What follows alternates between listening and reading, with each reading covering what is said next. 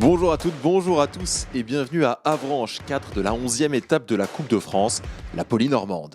Petite particularité pour cette 40e édition, la course a été reculée de 15 jours dans le calendrier, s'éloigner du Tour de France et attirer un joli plateau, voilà l'objectif.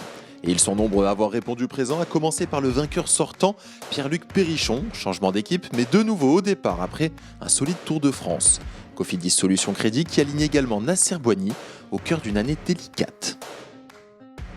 J'ai pas beaucoup couru. La dernière course que j'ai faite, c'était le Grand Prix Pinot Cerami il y a un mois. Et avant ça, j'avais fait le chemin de France. Donc, sur les 2 derniers mois, j'ai que 15 jours de course. Donc, je vais voir où j'en suis. Je me suis bien entraîné. Et on va voir comment ça répond. C'est tout, c'est comme ça.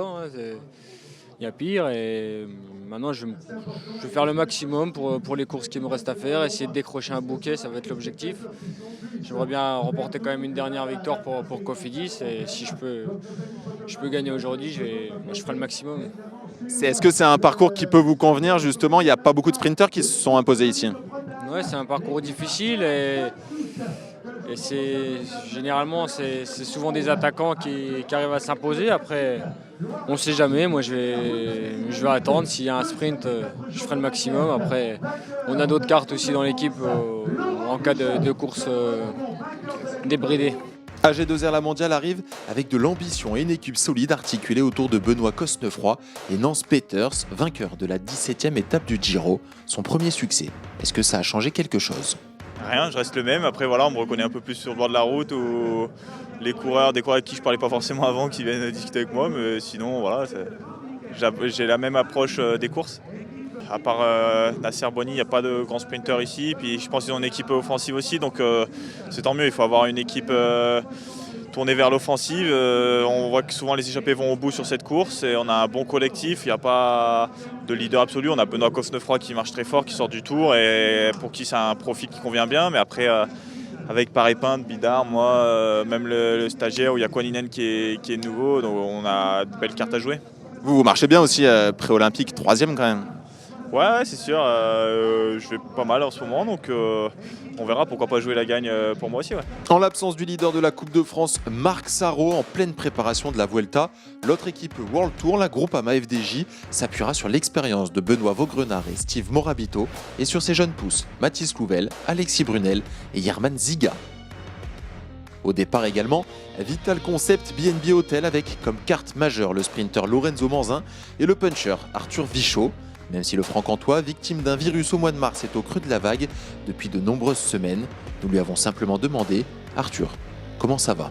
Personnellement, c'est une année très compliquée pour moi. Encore à l'heure actuelle, c'est difficile. J'ai du mal à me remettre de mon virus. Donc du coup, le niveau physique n'est pas au top. Du coup, moralement, c'est aussi difficile de pas être à la hauteur des ambitions, mais voilà, et on est sur une course que j'ai jamais faite, qui est quand même intéressante, avec aussi une équipe Vital Concept BNB qui a des ambitions. Je pense notamment à Lorenzo qui marche très bien, donc j'ai aussi envie de donner le maximum pour lui et pour essayer de tirer l'équipe le plus haut possible. Ah, donc vous mettez d'entrée vos ambitions de côté, aujourd'hui ça va être pour Lorenzo? Ah oui, bien sûr, je sais où j'en suis, et je sais que pour gagner des courses, il faut être au top, voire quasiment au top, donc aujourd'hui c'est pas le cas. Et on a la chance d'avoir Lorenzo qui l'est, et je pense que ça peut sourire pour lui. Il a fait 3e l'année dernière. C'est une bonne carte à jouer pour nous.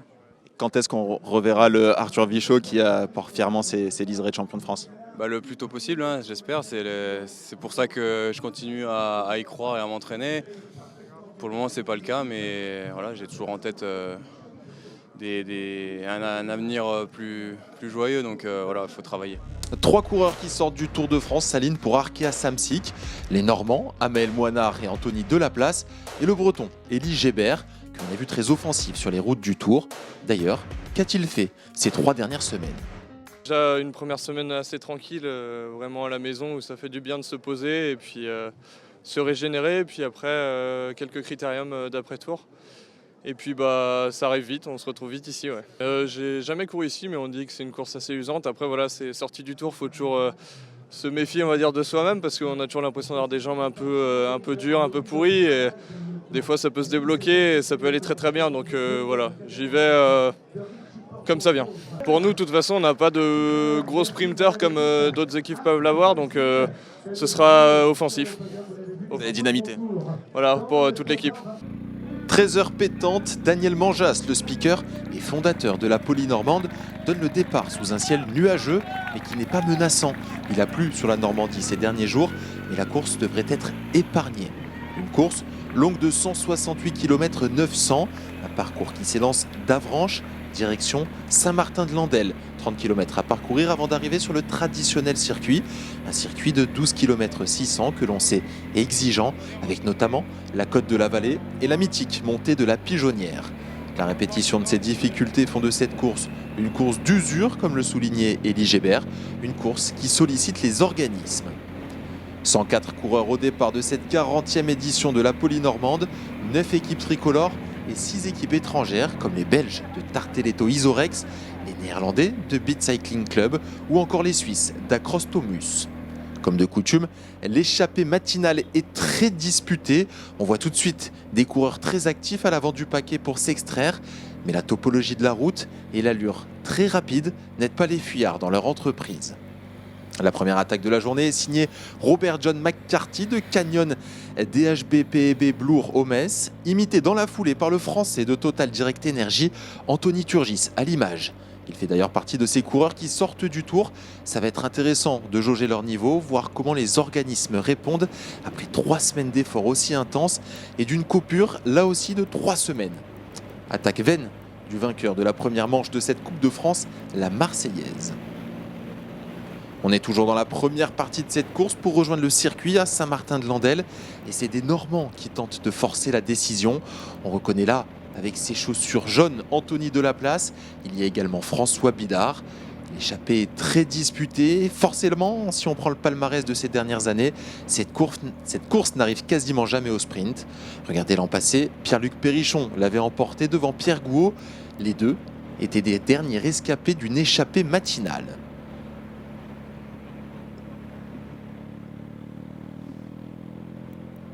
On tente de sortir, mais on voit que le peloton est là, juste derrière. Il guette, il ne laisse personne partir. Il y en a un d'ailleurs qui était passé à côté de cette échappée dont je vous parlais l'an dernier et qui est bien décidé à ne pas commettre 2 fois la même erreur. C'est Benoît Cosnefroy, le Manchois, ancien champion du monde chez les espoirs. Rappelez-vous, c'était à Bergen, en Norvège, en 2017. Eh bien, il a des fourmis dans les jambes. Il est intenable depuis le départ. Et là encore, il essaye en solitaire de partir. Cosnefroy, très en réussite depuis le début de la saison sur les Coupes de France. Victoire à Paris-Camembert, victoire à Plumelec. Pourquoi pas la passe de 3? Mais lui aussi, il sort du tour. Donc on va être vite fixé sur sa condition. Même si pour l'instant, elle a l'air excellente. Bien qu'il vient d'être repris par le peloton. Un peloton emmené à vive allure par Stéphane Rossetto.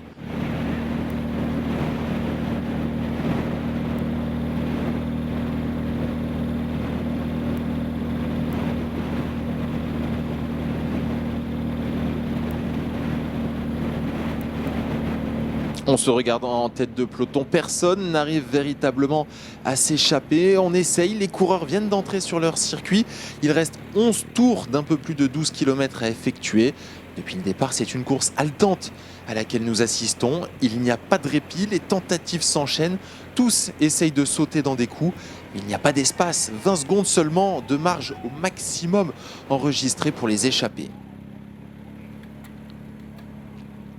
Pierre Gouaud à l'attaque, celui qui a terminé 2e l'an passé. Il est accompagné d'un autre coureur normand en la personne de Anthony Delaplace, très actif également depuis le début de cette Polynormande, 2 coureurs de Delco Marseille-Provence.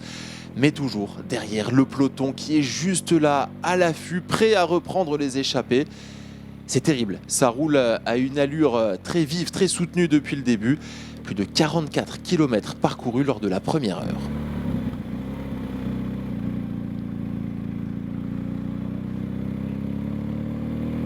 Et on voit toujours à peu près les mêmes têtes devant les mêmes maillots essayer de partir. Les AG2R La Mondiale, les Cofidis, Arkea Samsic également. On voit Saint-Michel Aubert 93 essayer de sauter dans les coups. Là, c'est un Cofidis qui tente d'accélérer l'allure. Mais c'est difficile, même si l'on passe dans les sous-bois, que la route est escarpée. Eh bien, on n'arrive pas à créer d'échappée, même si un homme insiste lourdement même. Et c'est encore Benoît Cosnefroy. Forcément, il souhaite briller à domicile, mais il a peut-être une autre idée en tête. On va rappeler le classement général de cette Coupe de France. Il est actuellement 3e.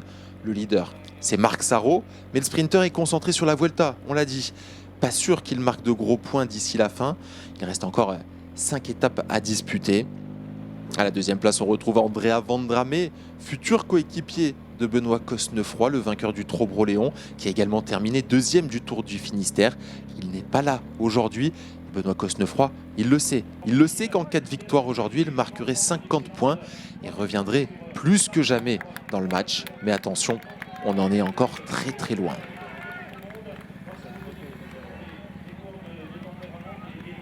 Cette côte de la Pigeonnière qui s'est montée sous les coups de boutoir de Benoît Cosnefroy, mais le peloton est encore groupé, bien que très étiré.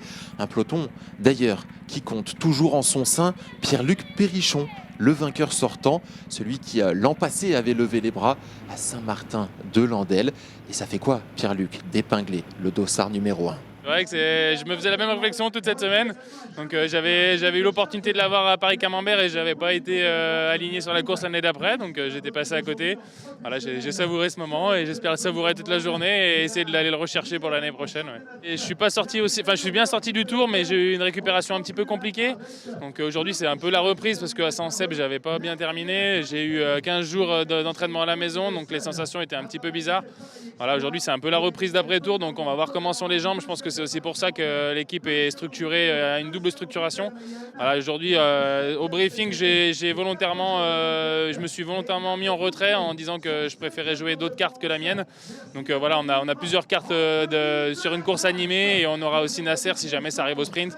Voilà, moi, de mon côté, je verrai comment ça se déroule, comment vont les jambes et si à mi-course ou pas, je rentre un peu en compétition, on va dire, ou si je me convertis en équipier et où j'aide l'équipe à aller chercher la victoire.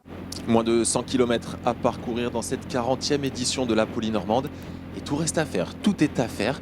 Vous le voyez, on discute en tête de paquet puisqu'il n'y a pas d'échappée. Personne n'a réussi à partir.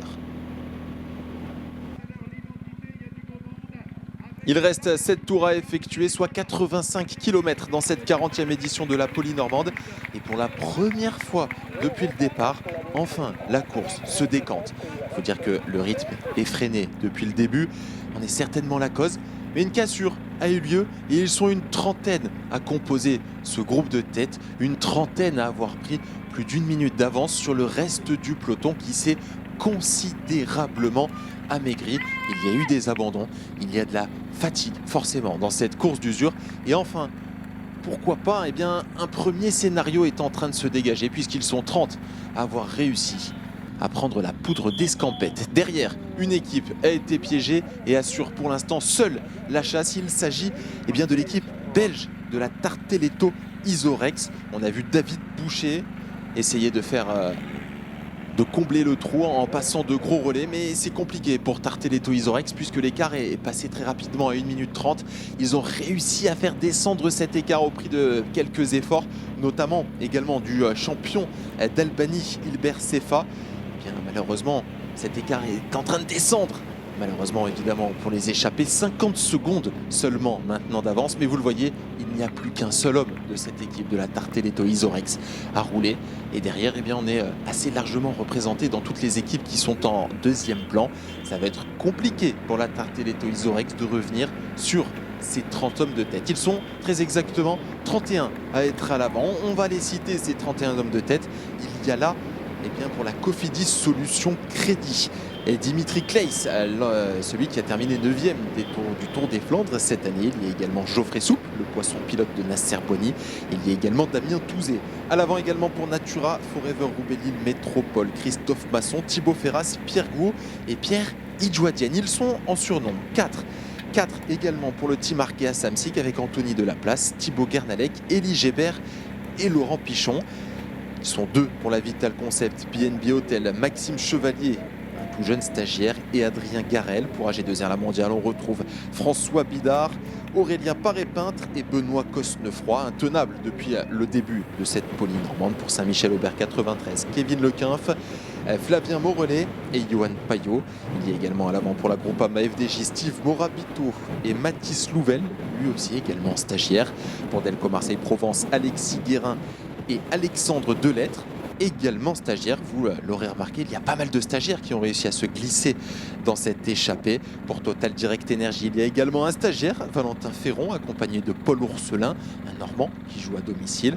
Pour Beat Cycling Club, on retrouve deux coureurs, Dan Heubergs et Adam Lewis. Pour Team Differdange, voilà Ivan Cetron. Et enfin, Alex Coleman pour Canyon DHB et Yanis Voissard pour Across Tomos. Les tours s'enchaînent et vous le savez, on ne peut pas rester aussi nombreux, on ne peut pas rester à plus de 30 éléments dans une échappée. Alors, il y en a qui essayent de forcer la décision, de faire des cassures. C'est le cas de Anthony Delaplace, que l'on a vu également très actif, qui n'a pas débranché depuis le début. Et il y en a un qui n'arrive pas à suivre le rythme. I can't control, il vient de passer le message à son directeur sportif. Il voit le coup se faire devant lui et malheureusement il n'arrive pas à suivre. Un coup qui a du mal à se décider. Mais on voit qu'il y a une sélection qui est en train de s'opérer. Ils sont à l'avant. Il y a Aurélien Paré-Peintre, Anthony Delaplace. On retrouve également Damien Touzé dans le bon groupe. On essaye de faire la jonction derrière. On essaye de faire le jump, mais c'est compliqué. Il y en a qui sont d'ores et déjà piégés. On le voit dans ce dernier groupe. Élie Gébert. On voit également Adrien Garel qui essaye de se battre. Il y a également Steve Morabito dans ce groupe des piégés. La décision qui est en train de se forcer. Et il y en a un qui essaye de faire le jump. C'est Benoît Cosnefroy qui a senti que le bon coup était peut-être en train de partir devant lui. Il voulait absolument en être. Celui qui a déjà lancé pas mal de cartouches depuis le début de cette Poly normande et qui réussit à accrocher le bon wagon. Un wagon composé de 8 coureurs. À l'avant donc on retrouve Damien Touzé pour Cofidis Solutions Crédit. Il y a également Alexandre Delettre pour cette équipe de Delco Marseille-Provence. Il y a Paul Ourselin accompagné, vous le voyez en deuxième rideau, du stagiaire qui effectue ses premiers coups de pédale au niveau élite, Valentin Ferron. Il y a également à l'avant pour AG2R La Mondiale, donc Aurélien Paré-Peintre et Benoît Cosnefroy. Il y a également Johan Payot pour Saint-Michel-Aubert 93 et il ne faut pas oublier Anthony Delaplace, un autre Normand. Il y a donc plusieurs Normands dans cette échappée.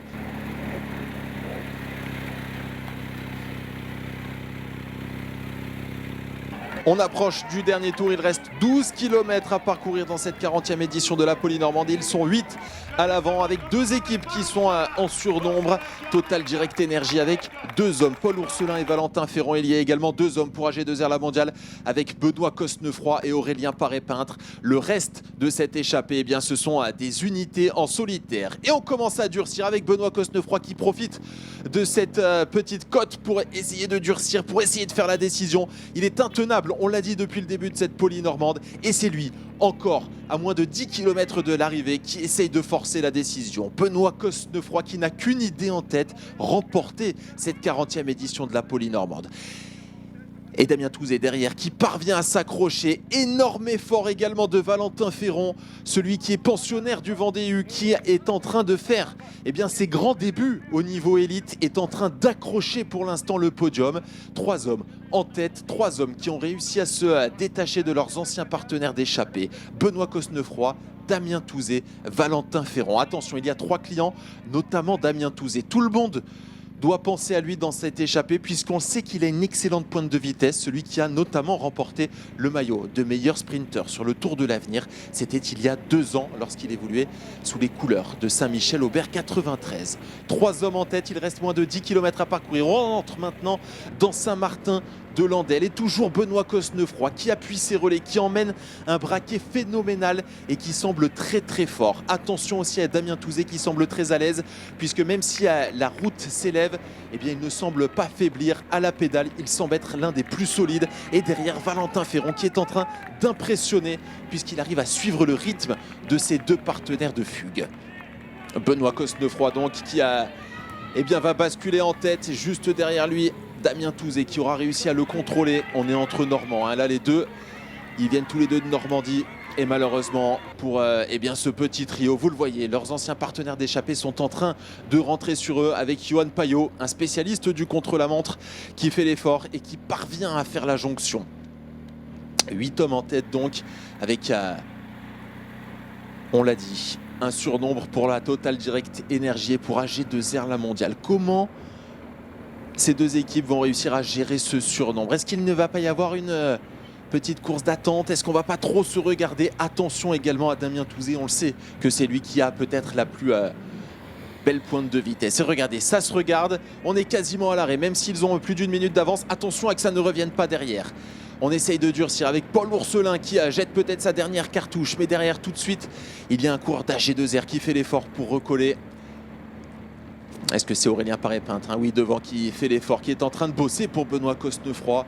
Superbe travail d'équipier d'Aurélien Paré-Peintre. Et ça part, ça y est, c'est parti en costaud avec Benoît Cosnefroy et un coureur de Total Direct Energy qui a réussi à faire le jump et à tomber dans sa roue derrière. On l'a vu, ça a baissé les bras. Anthony Delaplace n'avait plus assez de jus pour aller les chercher.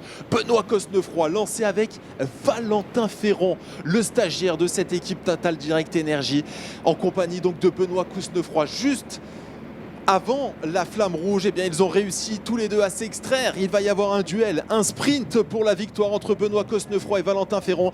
Derrière, est-ce que ça peut revenir? On les voit, ils sont tout de suite à... Oh oui, ils vont se jouer la victoire. Maintenant, c'est une certitude entre Benoît Cosnefroy et Valentin Ferron. C'est terrible ce qui est en train de se passer. Alors là, c'est une situation totalement inédite pour Valentin Ferron. Comment va-t-il réussir à gérer Benoît Cosnefroy qui part de très loin? Aux 300 mètres, il lance son sprint et il est plus fort. Oh oui, il est une jambe au-dessus aujourd'hui. Il était impeccable, Benoît Cosnefroy. Inévitable, Benoît Cosnefroy. Après le Paris-Camembert et Plumelec, il s'impose ici pour cette 40e édition de la Poly-Normande. Et derrière le sprint pour la 3e place, on s'est regardé, et bien finalement c'est Damien Touzé qui va régler tout le monde et compléter ce podium.